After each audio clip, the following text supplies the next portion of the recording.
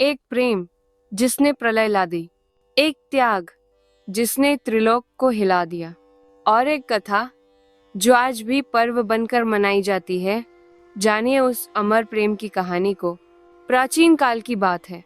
एक शक्तिशाली राजा की कन्या ने एक ऐसे युवक से विवाह किया जो राजसी वैभव से बहुत दूर था। वह युवक योगी था, तपस्वी था, तितिक्षु था, साधारण वेश में पर आत्मबल से दिव्य।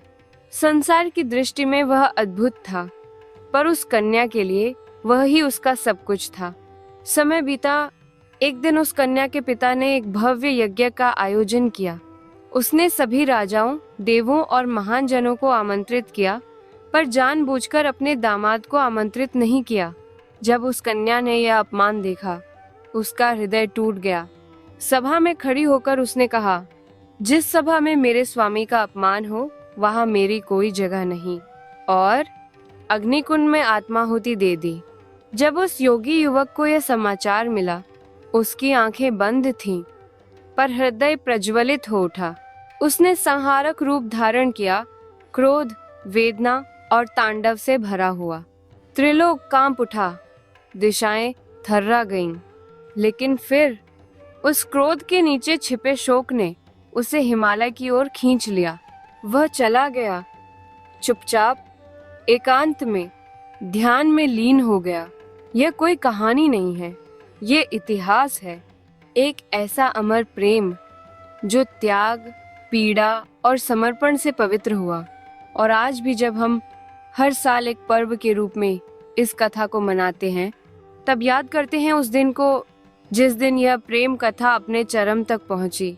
चलिए सुनते हैं इस अमर प्रेम की आगे की कथा, क्योंकि वह युवक कोई और नहीं, भगवान शिव थे, और वह कन्या थी माता सती।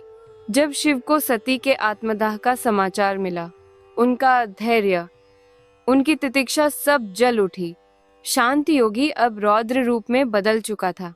उन्होंने सती के जले हुए शरीर को अपनी भुजाओं में उठाया, और उस शरीर को लेकर वे पूरी पृथ्वी पर विक्षिप्त से घूमने लगे। उनके कंधों पर पड़ी मृतदेह केवल शरीर नहीं थी, वह उनका टूटा हुआ प्रेम, अधूरी आत्मा और अपमान की आग थी।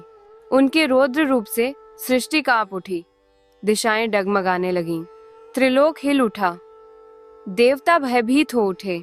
शिव का तांडव केवल क्रोध नहीं था, वह शोक का ज्वालामुखी था जो एक प्रेम के अपमान से फूट पड़ा था। ब्रह्मा और विष्णु भी चिंतित हो उठे। विष्णु ने सुदर्शन चक्र चलाया, और सती के शरीर के टुकड़े टुकड़े होकर पृथ्वी पर जहां जहां गिरे, वहां शक्तिपीठ बन गए। और जैसे ही वह शरीर शिव के कंधों से उतर गया, शिव की आंखों से आंसू बह निकले। अब क्रोध शांत हो गया था, पर हृदय रिक्त था। तब शिव सब कुछ त्याग कर, मौन होकर हिमालय की ओर चल पड़े। वहां उन्होंने न किसी से बात की, न किसी को देखा, बस एक चट्टान पर बैठ गए और वर्षों तक ध्यान में लीन हो गए। ना कोई वचन, ना कोई क्रंदन, सिर्फ मौन। एक प्रेम की चिता के आगे एक तपस्वी का मौन विराग। ये वही क्षण था जब शिव संहारक से विरक्त हो गए, और यही विराग आगे चलकर बना एक नए प्रेम, एक नए जन्म और पार्वती के पुनरागमन का आधार। समय बीता, और एक दिन सती ने पुनः जन्म लिया।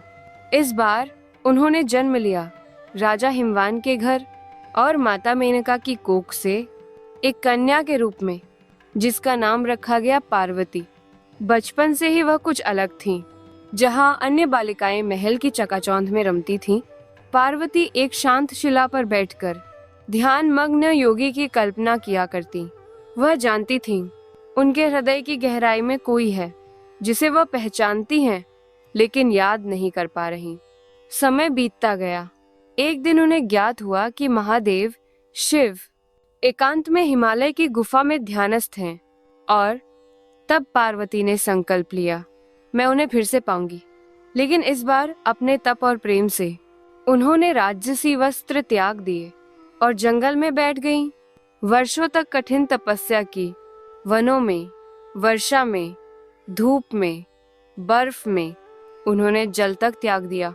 केवल शिव का नाम और ध्येय उन्हें अपने प्रेम से पुनः जगा सकूं। देवताओं ने भी शिव को जगाने के लिए कामदेव को भेजा, लेकिन जब शिव ने ध्यान खोला, कामदेव भस्म हो गया। परंतु पार्वती का तप शिव को स्पर्श कर चुका था। जब शिव ने आंखें खोली तो पहली बार देखा एक ऐसी स्त्री जो सिर्फ सुंदर नहीं बल्कि संकल्प, शक्ति और प्रेम का प्रतीक थी। और फिर महादेव ने पार्वती को अंगीकार किया। एक बार फिर सती और शिव का मिलन हुआ, लेकिन इस बार अधिक गहरा, अधिक परिपक्व। हरियाली तीज वही पर्व है जो श्रावण मास की शुक्ल पक्ष की तृतीया तिथि को मनाया जाता है, जब माता पार्वती ने कठोर तपस्या के बाद भगवान शिव को अपने जीवन साथी के रूप में प्राप्त किया था। सती के रूप में उन्होंने अपना जीवन त्यागा था और पार्वती के रूप में फिर जन्म लिया।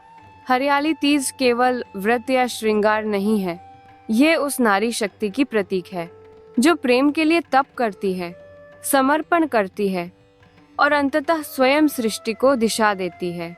यह कथा हमें गहरी जीवन शिक्षाएं देती है जो आज भी उतनी ही प्रासंगिक हैं।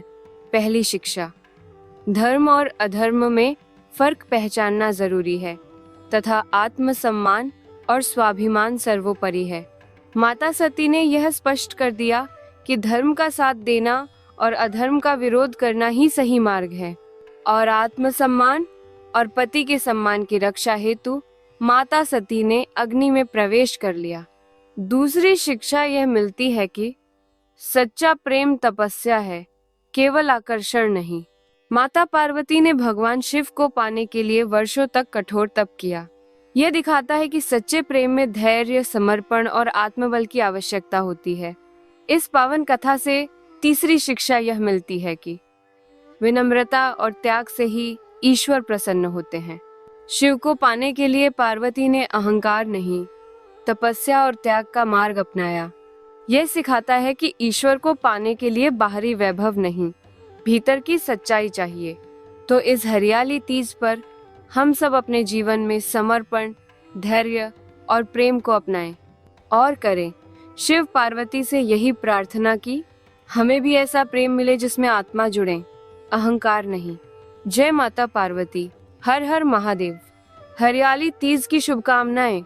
अगर आपको ये दिव्य कथा पसंद आई हो तो वीडियो को लाइक करें, कमेंट में लिखें जय उमा शंकर और चैनल को सब्सक्राइब करना न भूलें। मिलते हैं अगले पौराणिक वीडियो में।